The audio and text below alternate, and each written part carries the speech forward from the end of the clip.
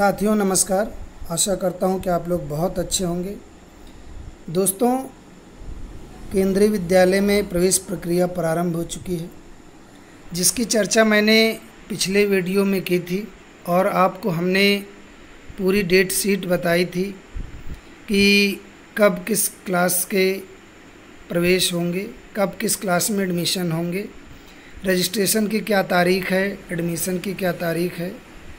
इन सब बातों पर हमने विस्तार से चर्चा की थी। और अब ये दूसरे वीडियो में हम आपसे इस बात की चर्चा करेंगे कि कौन कौन से इम्पोर्टेंट डॉक्यूमेंट्स हैं, कौन कौन से ऐसे दस्तावेज हैं जो आपके पास होने चाहिए, ताकि प्रवेश के समय आपको परेशानी का सामना ना करना पड़े, दिक्कतें ना उठानी पड़े, भागा दौड़ी ना करनी पड़े। इसलिए हमने ये सोचा कि क्यों ना चर्चा कर ली जाए। जो भी महत्वपूर्ण दस्तावेज हैं जो आपके पास होने चाहिए, आज हम उन्हीं की चर्चा करेंगे। मैं हूं शैलेंद्र, ज्ञान मंजरी में आपका स्वागत है। आइए बिना देरी के शुरू करते हैं कि कौन कौन से दस्तावेज हमारे लिए आवश्यक होंगे। सबसे पहले जन्म प्रमाण पत्र। जन्म प्रमाण पत्र जो है, जब भी बच्चे का जन्म हुआ होगा तो उस समय का प्रमाण पत्र आपको चाहिए और ये कक्षा 1 के लिए आवश्यक है। दूसरी कक्षाओं के लिए आप क्या कर सकते हैं कि वर्तमान विद्यालय में, जिस भी विद्यालय में पढ़ रहा है आपका बच्चा, उस विद्यालय द्वारा जारी जन्मतिथि प्रमाण पत्र भी मान्य होगा या जन्मतिथि प्रमाण पत्र चाहिए। कक्षा 2 एवं अन्य कक्षाओं के लिए ये ज़रूरी होगा। यानी एक तरीके से ये भी जन्म प्रमाण पत्र ही है, लेकिन कक्षा 1 के लिए तो आप किसी विद्यालय से ला नहीं सकते, तो उसके लिए जन्म प्रमाण पत्र चाहिए। और उसके बाद की कक्षाओं के लिए जन्मतिथि प्रमाण पत्र, जो कि अध्ययनरत विद्यालय द्वारा दिया जाएगा। तीसरा है निवास प्रमाण पत्र, जो कि होगा ही आपका। उसके बाद अगर आप कैटेगरी में आते हैं तो जाति प्रमाण पत्र चाहिए।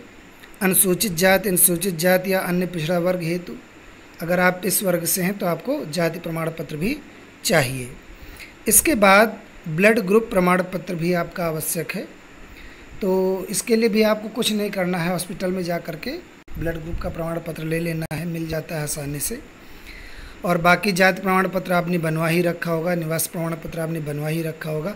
अगर नहीं बनवाए हैं तो बनवा लीजिए, क्योंकि ये काम आएंगे, ये आवश्यक होंगे। इसके बाद सबसे ज़्यादा ज़रूरी है आपका सेवा प्रमाण पत्र।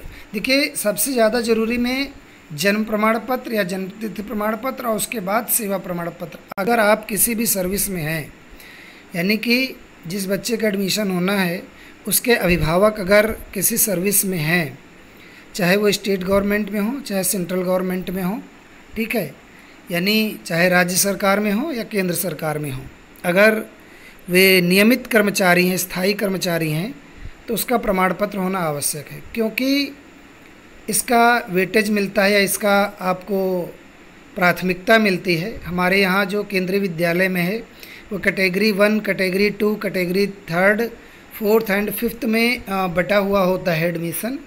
और कैटेगरी 1 उन्हें माना जाता है जो सेंट्रल गवर्नमेंट के एम्प्लॉय होते हैं, जो केंद्र सरकार के कर्मचारी होते हैं, उन्हें कैटेगरी 1 में रखा जाता है। और कैटेगरी 2 में सेंट्रल गवर्नमेंट के ही ऑटोनॉमस बॉडी या अन्य जो संस्थाएं हैं उनके कर्मचारी आते हैं, ठीक है। और जो 3rd कैटेगरी होती है उसमें स्टेट गवर्नमेंट के स्थायी कर्मचारी जो होते हैं वो आते हैं।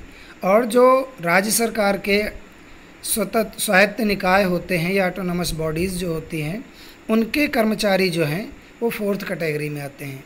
उसके बाद के जो भी बच्चे अभिभावक हैं वो 5th कैटेगरी में आते हैं और उनको इसका लाभ नहीं मिल पाता है या प्राथमिकता नहीं मिलती है।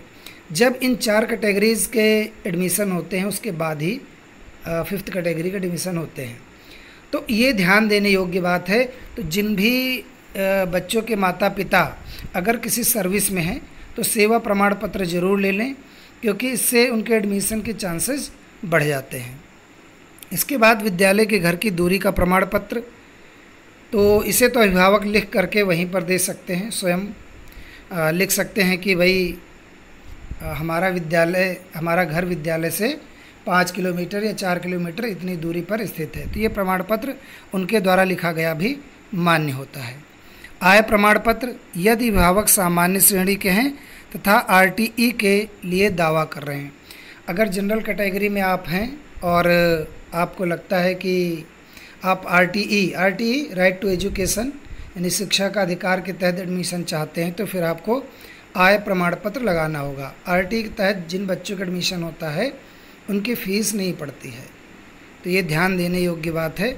और बाकी SC ST या OBCs हैं उनके लिए इसके लिए जो है आय प्रमाण पत्र की आवश्यकता नहीं होगी, आरटी में ऐसे ही आ जाएंगे।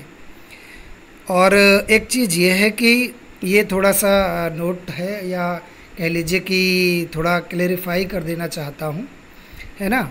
वो ये है कि किसी भी सरकारी सेवा के अंशकालिक का अर्थ है अगर कॉन्ट्रेक्चुअल्स हैं, संविदा पर हैं या कुछ समय के लिए हैं, तो ऐसे कर्मचारी जो भी हैं उन्हें जो शुरुआत की 4 कैटेगरीज हमने बताई थी कि सेवा प्रमाण पत्र उनके लिए चाहिए, तो वो इसमें गिने नहीं जाएंगे, वो 5th कैटेगरी में ही गिने जाएंगे।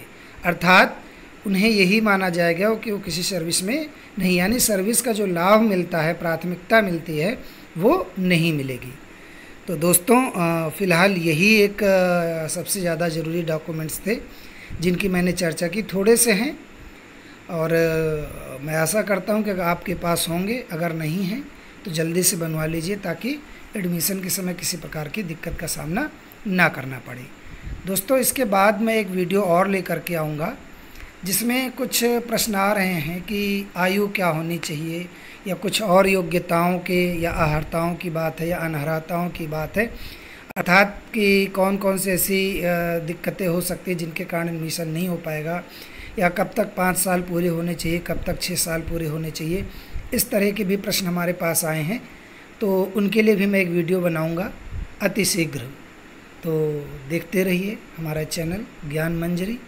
और हाँ, आप अगर ऐसे ही वीडियो पाना चाहते हैं या हमारी किसी भी वीडियो की नोटिफिकेशन मिस नहीं करना चाहते, कोई वीडियो मिस नहीं करना चाहते, तो वीडियो को लाइक करने के साथ साथ आपको सब्सक्राइब भी करना पड़ेगा ताकि जब भी कोई नया वीडियो आए आपको प्राप्त हो जाए।